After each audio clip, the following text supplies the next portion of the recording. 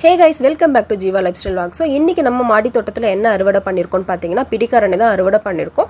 இதோடைய செடி வந்து பார்த்தீங்கன்னா இந்த மாதிரி தான் நமக்கு வளருங்க. இது வந்து கிட்டத்தட்ட ஒரு 6-7 மாதத்துலேயே நம்ம அறுவடை பண்ணிடலாம். பட் நான் வந்து கொஞ்சம் டிலே ஆனனால என்ன ஆச்சுன்னு பார்த்தீங்கன்னா எல்லா கிழங்குமே பார்த்தீங்கன்னா முளைப்பு வர ஆரம்பிச்சிருச்சு. முளைப்பு வந்து செடியே வர ஆரம்பிச்சிச்சு. ஸோ நம்ம வந்து இதை எப்போவுமே கிழங்கு வகையில் பார்த்தோன்னே அறுவடை பண்ண உடனே நம்ம வந்து எப்போவுமே சமைக்கக்கூடாதுங்க. அது ஒரு 10 days இல்லைனா 1 week நம்ம வந்து அப்படியே வச்சிடணும். அப்போ தான் வந்து நமக்கு அந்த கொஞ்சம் காஞ்சி வந்தால் தான் நமக்கு சமையலுக்கு வந்து கரெக்டாக இருக்குங்க.